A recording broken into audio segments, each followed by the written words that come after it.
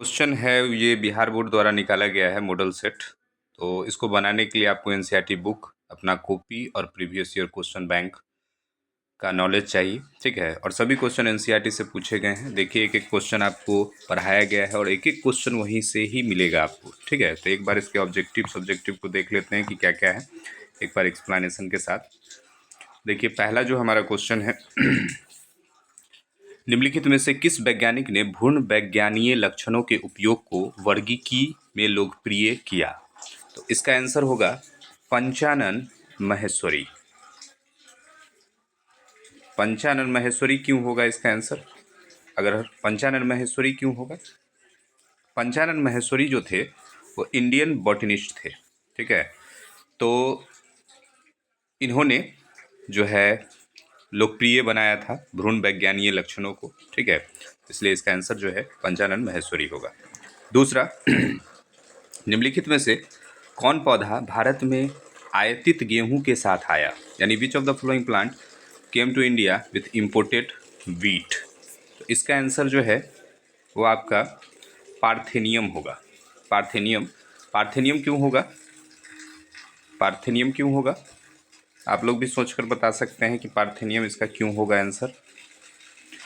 देखिए, पार्थेनियम इसलिए होगा, पार्थेनियम एक ऐसा पौधा है जो जनरली आपको, इसे हम लोग गाजर घास भी कहते हैं, अमेरिका से आया 1950 के दशक में गेहूं के साथ, और ये खरपतवार के रूप में आया था।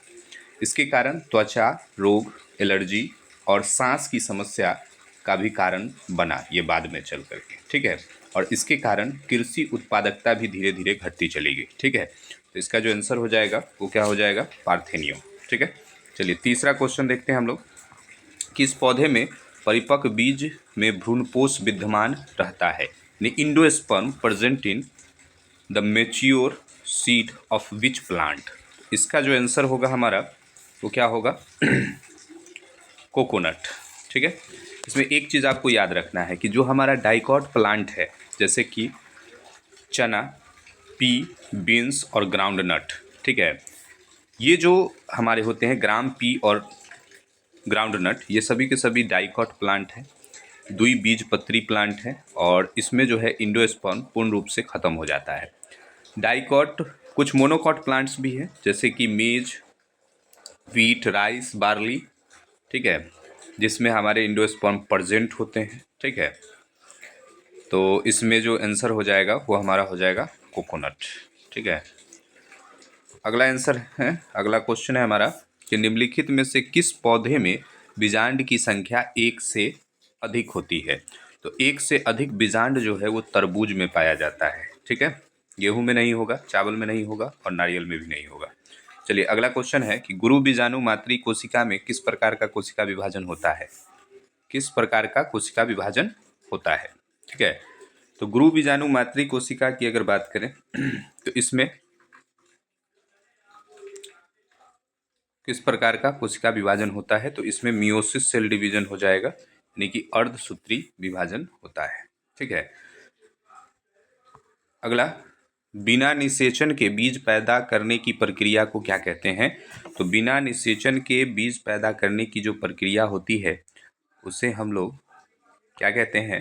तो असंग जनन। ठीक है, या इसको इंग्लिश में जो है एपोमिक्सियस कहा जाता है।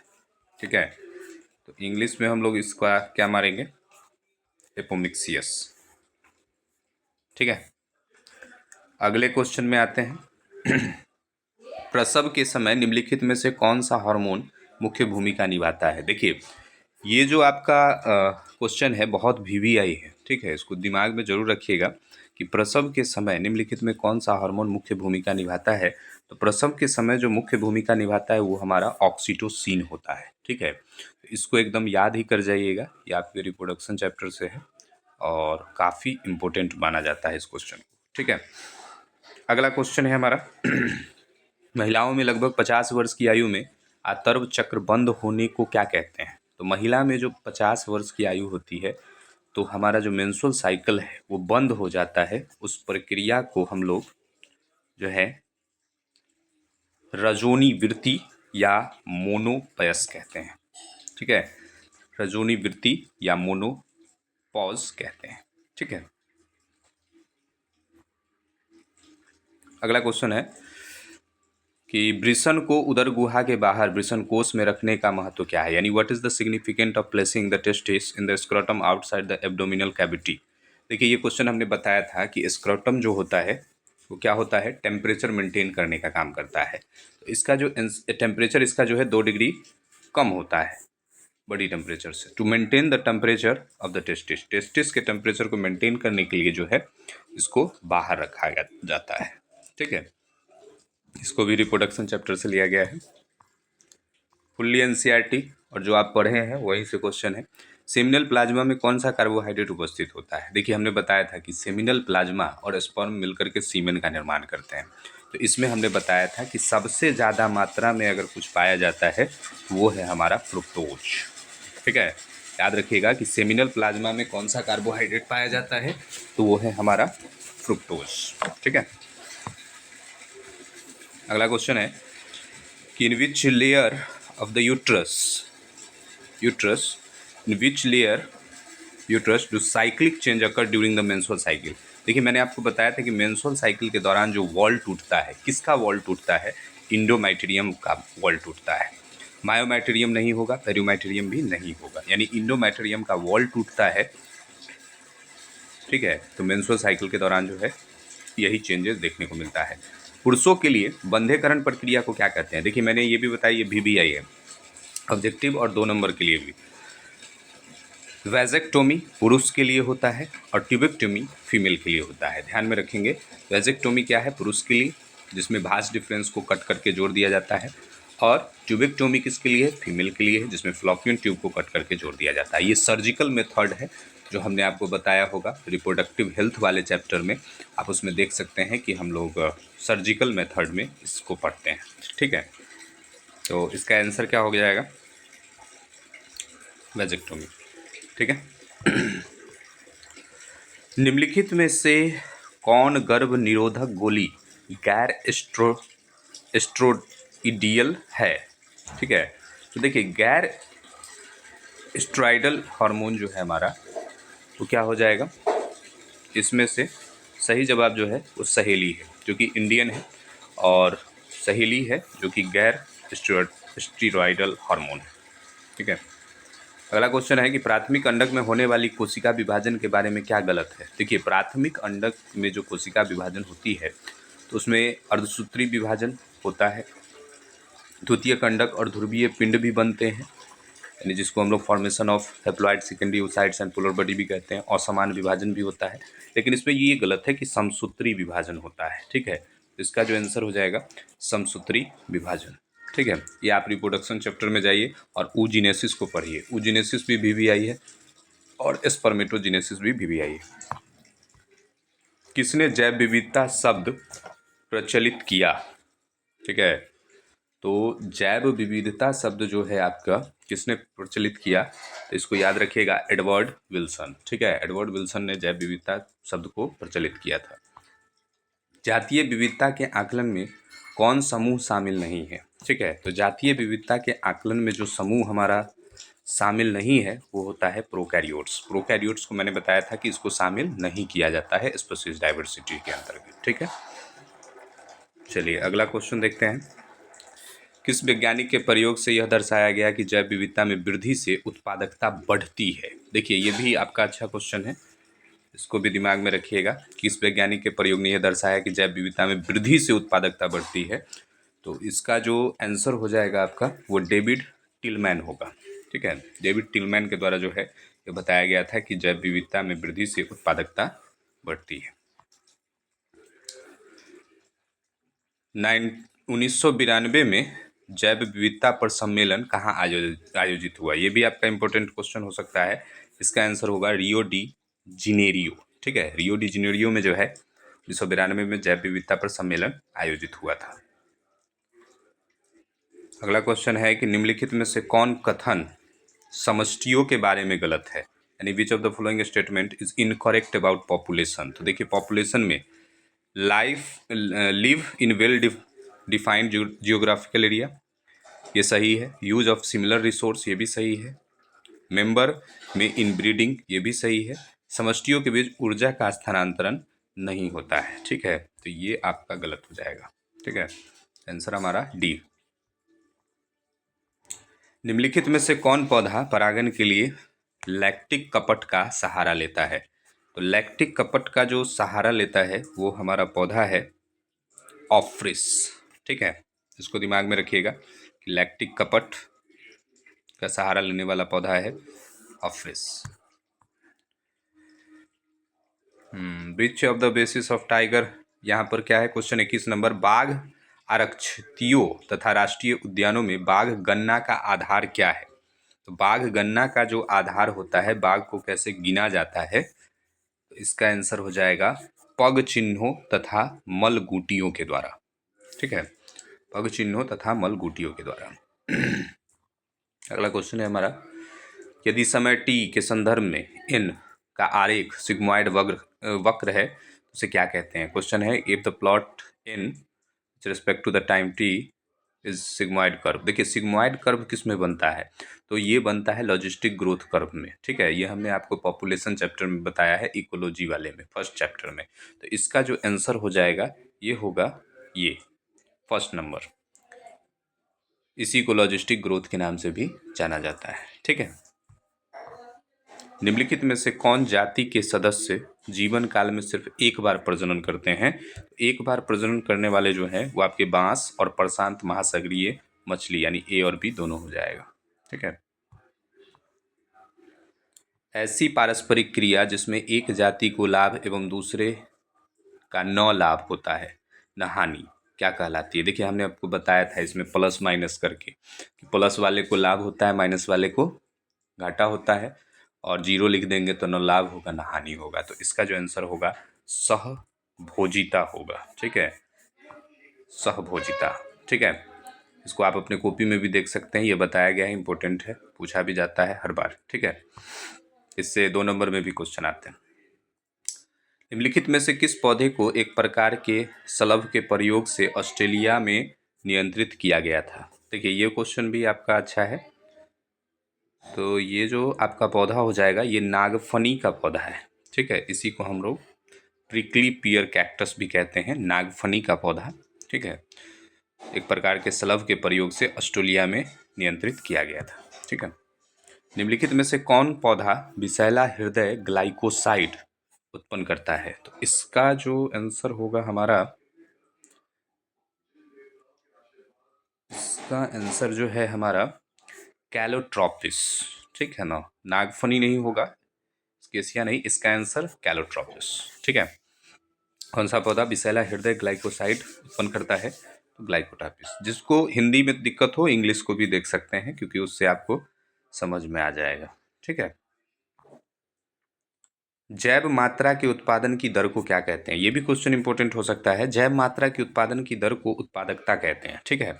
अब इसमें पूछा हुआ है प्राथमिक उत्पादन क्या है? तो हरे पौधे जो सूर्य की प्रकाश से उत्पादन करते हैं वो प्राथमिक उत्पादन है। नेट प्राथमिक उत्पादन, द्वितीयक उत्पादकता, वैसा उत्पादकता जो कंज्यूमर से होता है, उपभोक्ता से होता है उत्पादन, वो हमारा द्वितीयक उत्पादकता है। जबकि नेट प्राथमिक उत्पादन में क्या करते हैं? श्वसन रेट को घटाते हैं, ठीक है। तो ये सारे टर्म को बताया गया है, आप अपने कॉपी में भी पढ़ सकते हैं, और इसको पढ़ेंगे तो सीधा क्वेश्चन बनेगा, कोई बड़ी चीज़ नहीं है क्वेश्चन में, ठीक है।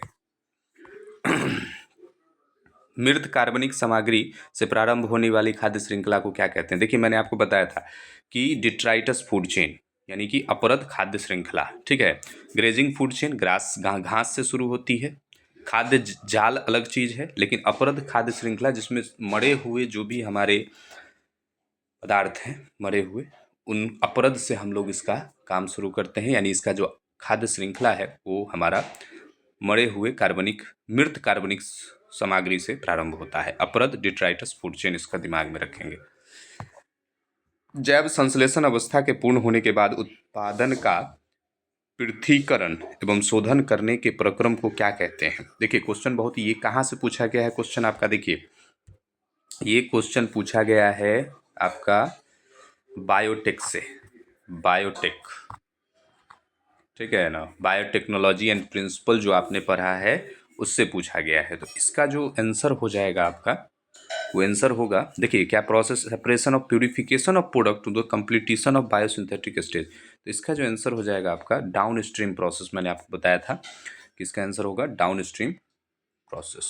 ठीक है, इसको देखिएगा, पढ़िएगा, एकदम बहुत अच्छे से इसको लिखाया भी गया है और बताया भी गया है। लास्ट में सबसे लास्ट टॉपिक है आपका बायोटेक्नोलॉजी का। बायोटेक्नोलॉजी का जो फर्स्ट चैप्टर हम लोग पढ़ते हैं उसका सबसे लास्ट टॉपिक। पीसीआर में प्रयुक्त होने वाले तापस्थायी डीएनए पॉलीमरेज को किस जीवाणु से पृथक किया गया है? बहुत ही आसान क्वेश्चन है। इसका आंसर क्या हो जाएगा आपका? Thermos aquaticus. ठीक है। डीएनए पर किस प्रकार का आवेश होता है? डीएनए पर negative charge, that is called ऋण आवेश। डीएनए के पृथक्करण में शोधित डीएनए का अवक्षेपण क्या मिलाने से होता है? देखिए डीएनए का अवक्षेपण ये हमने आपको कहाँ बताया है? ये भी हमने आपको बायोटेक्नोलॉजी में बताया, जहाँ पर हम लोग चिल्ड इथेनॉल मिला देते हैं। ठीक है, चिल्ड इथेनॉल मिलाने से जो है हम लोग इसका क्या करते हैं, डीएनए का अवक्षेपण, यानी डीएनए का अवक्षेपण क्या मिलाने से होता है? तो चिल्ड इथेनॉल, ठंडी इथेनॉल से। निम्नलिखित में से किसका प्रयोग जीवाणु कोशिका को डीएनए लेने हेतु सक्षम बनाने हेतु किया जाता है? देखिए किसके कारण जो है use to make bacterial cell competent to take up DNA, यानी डीएनए को ले सकता है। तो इसका जो आंसर होगा वो होगा डाइवैलेंट केटायन। डाइवैलेंट केटायन के लेने से जो है, देने से कुछ ऐसे केटायन हैं जो डाइवैलेंट होते हैं, जिसके कारण जो है हमारा जो बैक्टीरियल सेल है कॉम्पिटेंट होता है डीएनए को लेने के लिए। ठीक है, चलिए अगला क्वेश्चन है, निम्नलिखित में से किसका प्रयोग जंतु कोशिका के लिए संवाहक के रूप में किया जाता है? बहुत ही आसान क्वेश्चन है। इसका आंसर होगा पश्च विषाणु। हमने बताया था कि संवाहक के रूप में प्लांट में एग्रोबैक्टीरियम का उपयोग करते हैं, एनिमल में हमारा पश्च विषाणु उपयोग होता है और बैक्टीरिया में हमारा प्लाज्मिड उपयोग होता है। तो याद रखिएगा पश्च विषाणु, या इसी को हम लोग रिट्रोवायरस भी कहते हैं। तो इसका आंसर रिट्रोवायरस भी होगा। ठीक है, डीएनए के खंड का परपोषी जीवाणु में प्रवेश कराने को क्या कहते हैं? देखिए what is the process of introduction of piece of DNA into host bacterium cell. तो इस प्रोसेस को हम लोग कहते हैं ट्रांसफॉर्मेशन। ठीक है, दिमाग में रखेंगे ट्रांसफॉर्मेशन, यानी जब हम लोग रिकम्बिनेंट डीएनए, देखिए रिकम्बिनेंट डीएनए वाला बहुत इंपॉर्टेंट टॉपिक है, उसको समझ के रखिएगा। उसमें जब हम लोग बना लेते हैं तो उसको जब ट्रांसफर करते हैं उस प्रक्रिया को हम लोग ट्रांसफॉर्मेशन कहते हैं। ठीक है, चलिए उत्तक संवर्धन के द्वारा बड़ी संख्या में पादपों को उत्पन्न करने की क्रिया क्या कहलाती है? तो इसको जो हम लोग क्या कहेंगे, माइक्रो प्रोपोगेशन कहेंगे। ठीक है, या इसी को हम लोग सूक्ष्म प्रबंधन भी कहते हैं। ठीक है, तो उत्तक संवर्धन हमने बताया कि एक कोशिका के द्वारा उत्तक बनाते हैं, फिर उत्तक से जो है पूरा का पूरा प्लांट बना लेते हैं। ठीक है, तो ये सूक्ष्म प्रबंधन के अंतर्गत आता है। विभिन्न किस्मों के पौधे से अलग किए गए प्रोटोप्लास्ट या युग्मित होकर के नए पादप को जन्म देने की प्रक्रम क्या कहलाता है? देखिए बहुत ही अच्छा क्वेश्चन है। इस क्वेश्चन को हमने कहाँ पढ़ाया है? सोमैटिक हाइब्रिडाइजेशन या कायिक संकरण इसको कहते हैं। ठीक है, सोमैटिक हाइब्रिडाइजेशन, इसमें क्या है, बहुत हमने बताया था पोमैटो वाला एग्जाम्पल, जैसे टोमेटो और पोटैटो के जीव द्रव्य को मिला देते हैं। ये जो प्रक्रिया है क्या था? कायिक संकरण था, यानी सोमैटिक हाइब्रिडाइजेशन। ठीक है, चलिए अगला है, निम्नलिखित में से कौन जीवाणु बीटी जीव विष उत्पन्न करता है? देखिए ये बहुत इंपॉर्टेंट है, हमने बताया था। बीटी टॉक्सिन कौन उत्पन्न करता है भाई? तो बैसिलस थ्यूरेनजीनेंसिस। ठीक है, ये एकदम भेविया, ये याद रखिएगा, बीटी कॉटन वाला। किस जीन द्वारा, ये आपका इंपॉर्टेंट है जो हमने आपको लिखाया था, क्राइजीन। तो protein encoded by the which gene control the मीज बोर्ड्स। इस क्वेश्चन को आप अपने कॉपी में भी देख सकते हैं और ये VVI भी है आपके लिए। ठीक है, इसका जो आंसर हो जाएगा क्राइफर्स्ट AB। ठीक है, इसका क्या आंसर हो जाएगा? क्राइफर्स्ट AB। देख लीजिएगा दोनों, क्योंकि ये दोनों में पूछता है, दो जगह इसका पूछा जाता है, तो ये दोनों आपको देख के रखना है, ऑब्जेक्टिव के लिए VVI है। किस बंध द्वारा इंसुलिन की दोनों पेप्टाइड श्रृंखला जुड़ी होती है? देखिए इंसुलिन का चेन हमने बताया था, तो ये होता है डाइसल्फाइड बॉन्ड द्वारा। डाइसल्फाइड बॉन्ड द्वारा जुड़ा होता है इंसुलिन में। इसमें 3 चेन होते हैं, ABC हमने बताया था, और जब C चेन हट जाता है तो एक्टिव स्टेज में ये आ जाता है। इनमें से कौन सा प्रतिजन प्रतिरक्षी पारस्परिक क्रिया के सिद्धांत पर आधारित है? तो इसमें से कौन सा, इसका आंसर जो हो जाएगा आपका वो हो जाएगा अलाइजा। ठीक है, अलाइजा का फुल फॉर्म पूछा जाता है, दिमाग में रखिएगा, ये आपको पूछ लेगा। ELISA, एंजाइम लिंक्ड इम्यूनोसॉर्बेंटेस से, इसका फुल फॉर्म भी पूछा जाता है, इंपॉर्टेंट है। निम्नलिखित में से किसका उपयोग इम्फाइसीमा के निदान के लिए होता है? तो निम्नलिखित में से किसका उपयोग होता है? तो अल्फा 1 एंटीट्रिप्सिन का उपयोग जो है इम्फाइसीमा के निदान के लिए होता है। कौन सा प्लाज्मोडियम, हाँ क्वेश्चन है, which of the following species plasmodium is responsible for malignant malaria. तो मेलिजेंट मलेरिया के लिए कौन सा हो जाएगा भाई, प्लाज्मोडियम फैल्सीफेरम। 3 तरह का होता है, आपको बताया गया है। प्लाज्मोडियम वाइवेक्स होता है, प्लाज्मोडियम मलेरियाई होता है, प्लाज्मोडियम फैल्सीफेरम होता है। तो इंपॉर्टेंट कौन होगा, प्लाज्मोडियम फैल्सीफेरम। कौन सा दाद के लिए उत्तरदायी है, देखिए दाद के लिए कौन है भाई, फंगस है, कवक जिसको हम लोग कहते हैं। चलिए अगला है, निम्नलिखित में से कौन कथन इंटरफेरोन के बारे में गलत है। इंटरफेरोन क्या है, इसका स्रवण विषाणु युक्त कोशिका से होता है, बिल्कुल सही है, इसका ऑल ऑफ दीज हो जाएगा। ठीक है, यह एक प्रोटीन है जो कि असंक्रमित कोशिकाओं को विषाणु संक्रमण से बचाती है। इसका स्रवण विषाणु संक्रमित कोशिका से होता है, बिल्कुल सही है। कौन सा कोशिका प्रतिरक्षी को उत्पन्न करता है, तो कोशिका प्रतिरक्षी हो जाएगा, देखिए इसमें क्वेश्चन क्या है कि which of the following cell produce antibody, कौन सा सेल एंटीबॉडी प्रोड्यूस करता है। तो हमने आपको बताया है एंटीबॉडी कौन प्रोड्यूस करता है भाई, बी लिम्फोसाइट करता है, टी लिम्फोसाइट नहीं करता है। ठीक है, तो इसमें अगर आपको मारना है तो इसका आंसर हो जाएगा बी लसीकानु। ठीक है, अगला चलते हैं, निम्नलिखित में से कौन प्रतिरक्षा यानी which of the flowing immune response rejects graft, graft को कौन करेगा, इसका आंसर हो जाएगा आपका, इसका आंसर हो जाएगा सेल मीडिएट इम्यूनिटी यानी कोशिका मध्यरित प्रतिरक्षा। इनमें से कौन प्रतिरक्षी कोलेस्ट्रम में प्रचुरता, ये देखिए मैंने आपको बताया था IgA का क्या काम है, IgG का क्या काम है। ठीक है, तो इसका आंसर हो जाएगा IgA। हीरोइन, हीरोइन का साइंटिफिक नेम बताइए, डाइएसिटाइल मॉर्फिन, ये सब बताया जा चुका है, बहुत बेहतरीन क्वेश्चन है। एड्स संक्रमित व्यक्ति में किस कोशिका की संख्या में उत्तरोत्तर कमी होती है, तो एड्स संक्रमित व्यक्ति में जो है तो टी लिम्फोसाइट कमने लगता है। ठीक है, ध्यान रखिएगा, जो एड्स से संक्रमित है उसमें टी लिम्फोसाइट कमने लगता है। चलिए, इनमें से कौन सा स्व प्रतिरक्षा रोग है, हाँ ये बहुत इंपॉर्टेंट है, 21 को इसका एग्जाम्पल NCERT में है और वही आंसर हो जाएगा, रूमेटाइड अर्थराइटिस, ये एकदम VVI है, याद रखिएगा कि ऑटो इम्यूनो डिजीज का 21 को एग्जाम्पल है, इसके अलावा और कोई नहीं है आपके NCERT में, तो ध्यान रखिएगा यही होगा इसका आंसर। किस प्रकार के सूक्ष्म जीव की वृद्धि से रिक्यूफोर्ड चीज परिपक्व होता है, देखिए मैंने आपको बताया था जब हम लोग पढ़ रहे थे चैप्टर, उसमें रॉकोफोर्ड चीज क्या होता है, चीज के बारे में बताया था। तो इसका जो आंसर हो जाएगा आपका, ये हो जाएगा फंगी। ठीक है, फंगी चीज जो है फंगी के द्वारा। ठीक है, तो फंगी के द्वारा हम लोग इसको कर सकते हैं। ठीक है, निम्नलिखित में से किसने पेनिसिलिन को एक प्रभावशाली एंटीबायोटिक के रूप में पुष्टि की थी, याद रखिएगा ये बहुत इंपॉर्टेंट हो सकता है। ठीक है, अलेक्जेंडर चैन एंड हार्वर्ड फ्लोरे, इन्होंने प्रभावशाली एंटीबायोटिक के रूप में इसकी पुष्टि की थी, ध्यान रखिएगा। निम्नलिखित में से कौन ब्यूटेरिक अम्ल का उत्पादन करता है भाई, ब्यूटेरिक अम्ल का उत्पादन कौन करेगा, ब्यूटेरिक अम्ल का उत्पादन कौन करेगा, कोलेस्ट्रिडियम ब्यूटीलाइसियम। ठीक है, कोलेस्ट्रिडियम ब्यूटीलाइसियम। निम्नलिखित में से किसको थक्का विस्फोटन के रूप में जाना जाता है, देखिए जो the following is a clot booster, तो क्लॉट बूस्टर कौन है, स्ट्रेप्टोकाइनीस। ठीक है, ध्यान रखिएगा ये भी VVI है।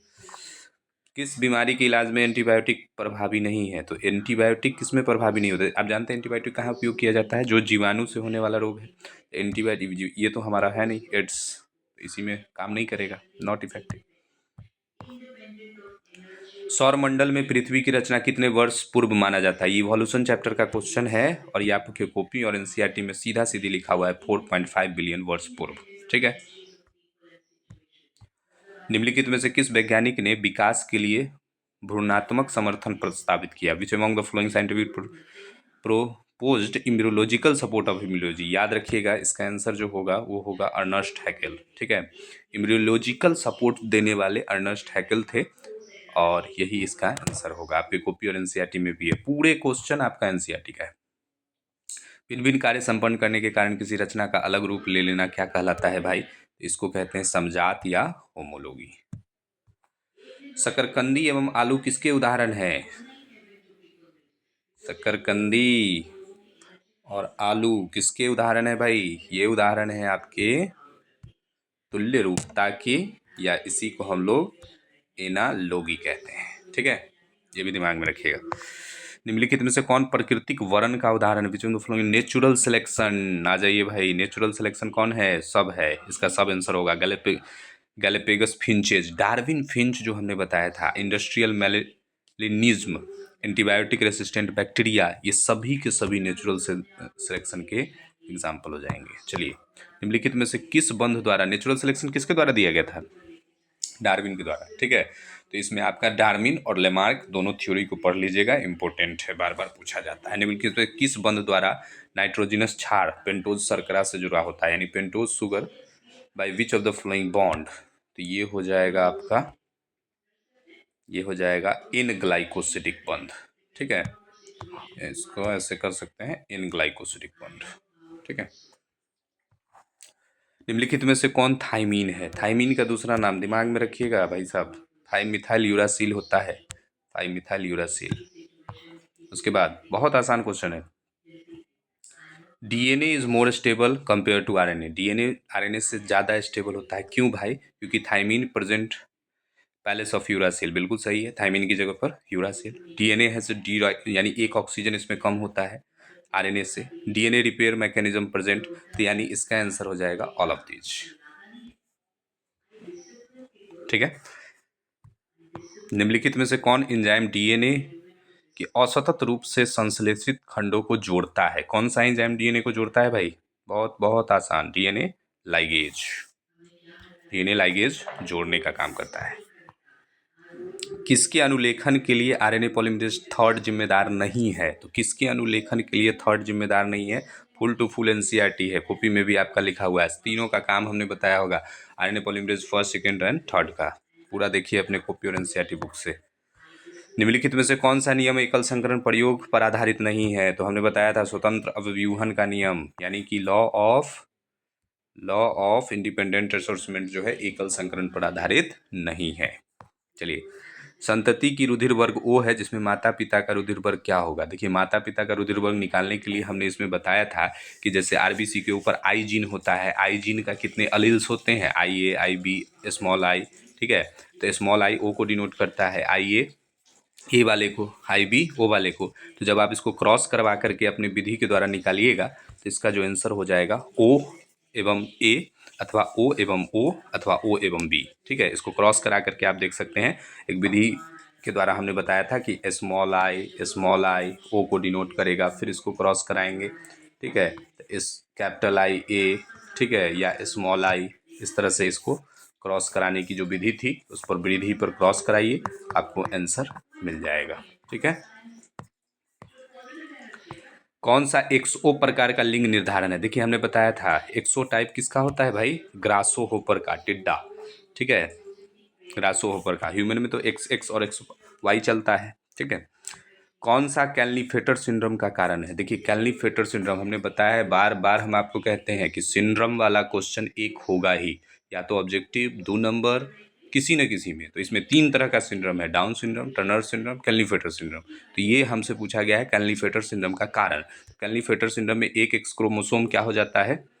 बढ़ जाता है, यानी presence of additional x chromosome. ठीक है, तो ये सभी के सभी इसके ऑब्जेक्टिव हैं। ठीक है, तो ऑब्जेक्टिव आप लोग इसका आंसर तैयार कर लीजिएगा, क्योंकि इसका आंसर तो है नहीं इधर उधर। ठीक है, तो उसको एक बार देख लीजिएगा, ऐसे डिटेल एक्सप्लेनेशन अपने बुक, आपको तैयारी सिर्फ करना है previous year total question book और एनसीईआरटी से जो आपको उसमें दिख रहा है। ठीक है, आपके पास कॉपी है, नोट्स है, तो उससे तैयारी कर सकते हैं। ठीक है, और ए टू जेड एनसीईआरटी का क्वेश्चन है, एक भी बाहर का क्वेश्चन नहीं है। ठीक है, और कॉपी में जो पढ़ाया गया है वही क्वेश्चन है। ठीक है, तो इसलिए थोड़ा बढ़िया से पढ़िए, रिविजन करिए, सारा का सारा क्वेश्चन हो जाएगा।